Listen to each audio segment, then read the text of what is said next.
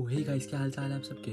स्वागत है आपका मेरा इस अनपढ़ राजपूत व्लॉग्स में। तो जैसा कि आपने टाइटल में पढ़ा होगा कि इस टाइटल का टॉपिक है कि आपको क्या क्या चीज़ें करनी है कनाडा में लैंड होने के बाद।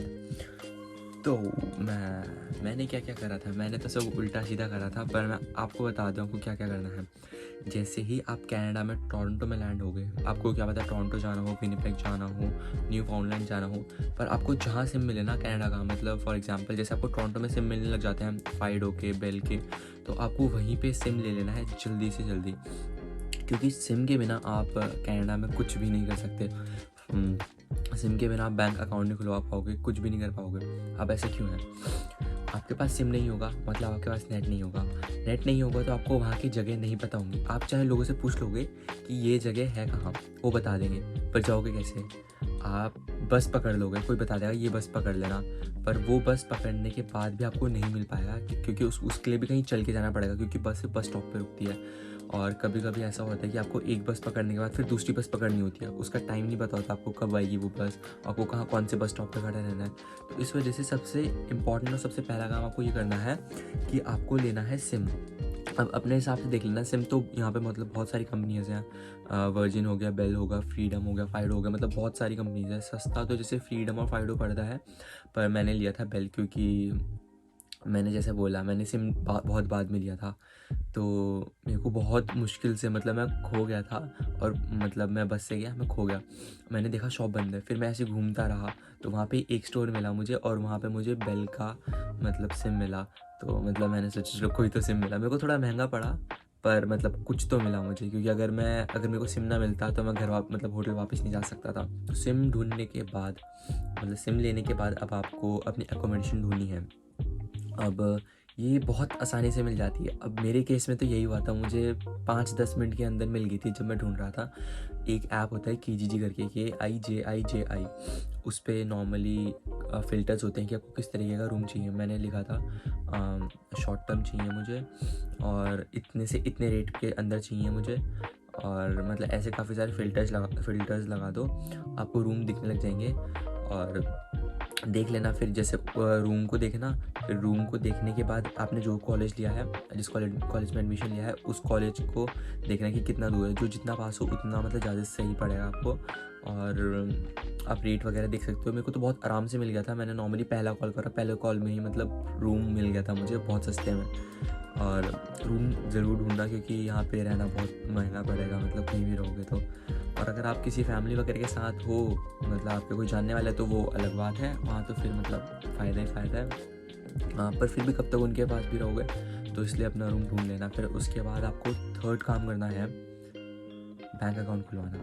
बैंक अकाउंट इसलिए खुलवाना है इतनी जल्दी, क्योंकि आपकी उसमें GIC आएगी, और आपको एकदम से नहीं खुलेगा। आपको या तो जो बैंक है आपका, उसकी कस्टमर केयर पे कॉल करके आपको अपना अपॉइंटमेंट बुक करवाना है, या फिर आपको नियरेस्ट बैंक में जाके, जैसे मेरा स्कोशिया बैंक है, तो मैं स्कोशिया बैंक के एक ब्रांच में गया, यहीं पास में थी, आधा घंटा चल के गया था, अलग बात है, पर वहाँ पे जाके आपको अपनी अपॉइंटमेंट बुक करानी। क्योंकि पहली बार में जैसे इंडिया में होता है, जाते साथ आपको फॉर्म देंगे, फिर वो फिल करके नॉर्मल अकाउंट खुल जाएगा, ऐसा नहीं होता।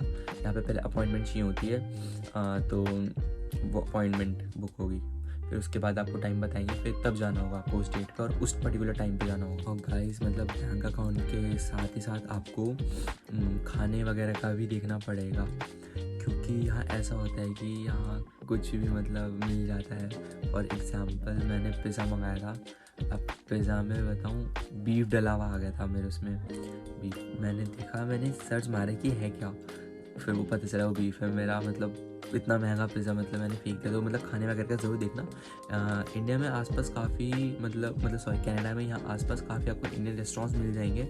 वैसे तो आपको रेस्टोरेंट से ज़्यादा दिन मत खाना, सच्ची बताऊँगा, क्योंकि बहुत महंगा पड़ेगा। आप एक बार में ही पैसा खर्च करके वॉलमार्ट वगैरह पे जाके इंडियन फूड्स ले आना, दाल चावल राजमे वगैरह, जो भी आटा वगैरह ले आना।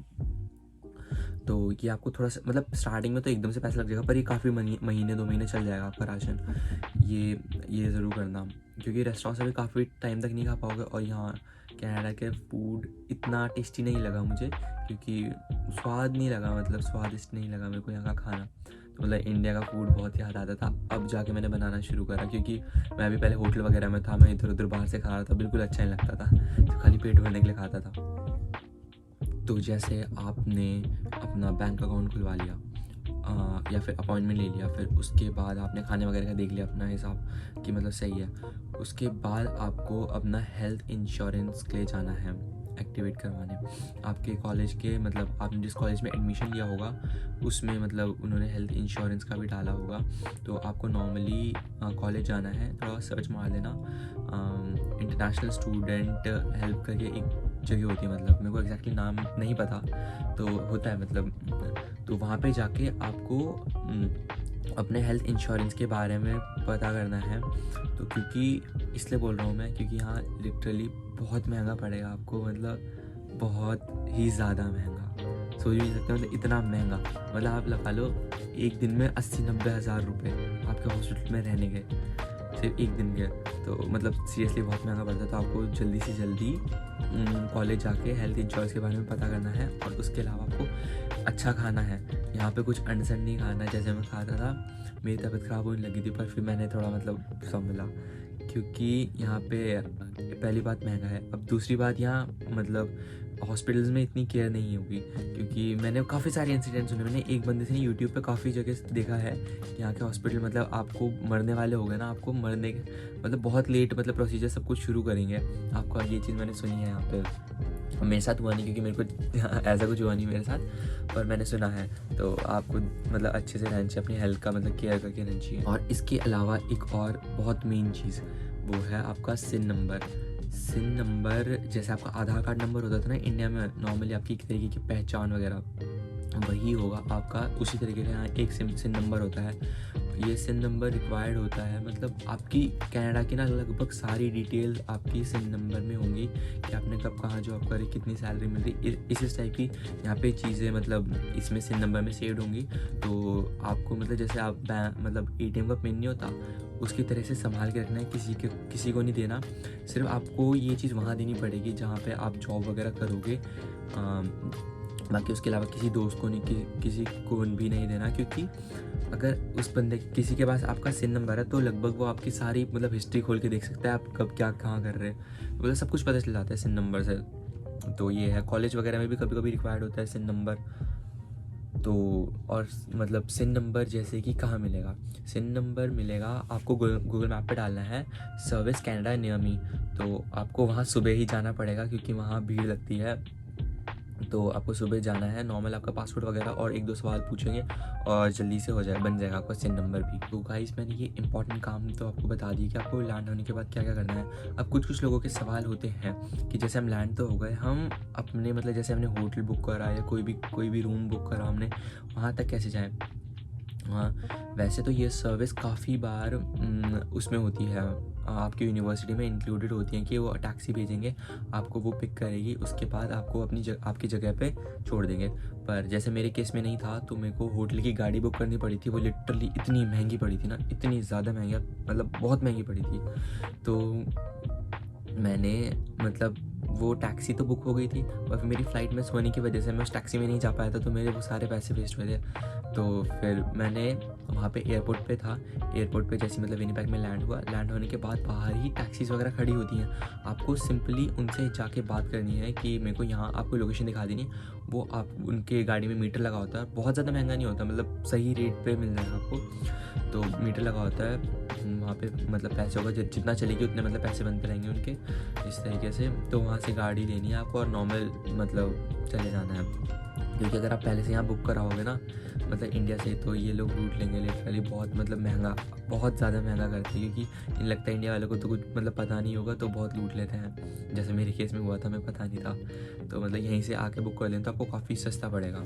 बस यही है जो मतलब आपको मतलब मेन चीज़, सबसे इंपॉर्टेंट चीज़ें यही हैं जो आपको करनी है, क्योंकि इनके बिना आप कनाडा में कुछ नहीं कर पाओगे। और हाँ, इसके अलावा भी काफ़ी छोटी छोटी चीज़ें हैं, पर अगर मैं वो मतलब बताऊँ उसका कोई फ़ायदा नहीं, वो तो नॉर्मल कॉमन सेंस पे है आपके। जैसे फॉर एग्जांपल आपको चीज़ें एक्सप्लोर करनी है, आपको यहाँ शॉप्स वगैरह देखनी है, यहाँ डॉलरामा क्या होता है, 24/7 क्या होता है, वॉलमार्ट क्या होता है, विनर्स क्या होता है, यहाँ पे काफ़ी सारे मॉल्स खुले होंगे, वहाँ क्या क्या चीज़ें मिलती है, कौन सी चीज़ कहाँ मिलती है। तो ये सब चीज़ आपको खुद से एक्सप्लोर करनी पड़ेगी, तभी मतलब यहाँ सर्वाइव कर पाओगे। और यहाँ पे थोड़ा बस वगैरह का भी देख लेना, बस वगैरह यहाँ अलग तरीके से ली जाती हैं। मेरे को जो तरीका पता है, यहाँ पे नॉर्मल आपको कहीं जाना है, आपको गूगल मैप पे सर्च मारना है। गूगल मैप पे सर्च मारने के बाद आपको डायरेक्शंस पे क्लिक करना है। डायरेक्शंस पे क्लिक करने के बाद एक बस वाला मतलब उसमें एक ऑप्शन आता है कि आप किससे जाएंगे, आप कार से जाएंगे, पैदल जाएंगे, बस से जाएंगे, तो आपको बस वाले पे क्लिक करना है। क्लिक करने के बाद आपको सब पता चल जाएगा कि आपको पहले यहाँ से यहाँ तक वॉक करके जाना पड़ेगा। वॉक करने के बाद आपको इतने टाइम पे आपकी बस मिलेगी, फिर ये बस आपको यहाँ छोड़ेगी, फिर उसके बाद आपको कौन सी बस पकड़नी है, और फिर उसके बाद आपको कहाँ तक चल के जाना है, आपकी डेस्टिनेशन आपको कहाँ मिलेगी। इस तरीके से नॉर्मली बस में मतलब होता है। और बस में आपको कैश चाहिए होगा स्टार्टिंग में आपको, क्योंकि आपका बस पास नहीं बना होगा। और अब बस पास आपका कहीं भी मतलब शॉपर्स, ड्रग मार्ट्स वगैरह सब बन जाएगा नॉर्मली आपका बस पास। और उसके अलावा जैसे कहीं बस पे रुकना होगा ना, तो जिस स्टॉप पे आपको रुकना होगा उस स्टॉप से पहले, थोड़ा सा पहले वहाँ पे एक चेन होती है, मतलब प्लास्टिक की होती है, मेरे यहाँ तो प्लास्टिक की होती है, उसे प्रेस करना है, मतलब ऐसे नीचे करके खींचना है, ऐसे लंबी सी होती है, तो उसको खींचना है, तो उसमें से एक हल्का सा सायरन बजेगा, तो ड्राइवर समझ जाएगा, तो आपको मतलब उस स्टॉप पे उतार देगा। और यहाँ बस ऐसा नहीं है कि कहीं भी रुक जाती हैं, यहाँ बस सिर्फ बस स्टॉप पे रुकती हैं और उसके अलावा कहीं नहीं रुकेंगी, जैसे इंडिया में होता था, ऐसा कुछ नहीं होगा। इसका ये सीन है। और बस यहाँ लेट नहीं होती कभी भी। हाँ, मेरे केस में एक बार हुआ था कि बस आई नहीं थी उस टाइम पे, अब पता नहीं, वो तो बहुत रेयर केस है, बस टाइम पे आ जाती हैं।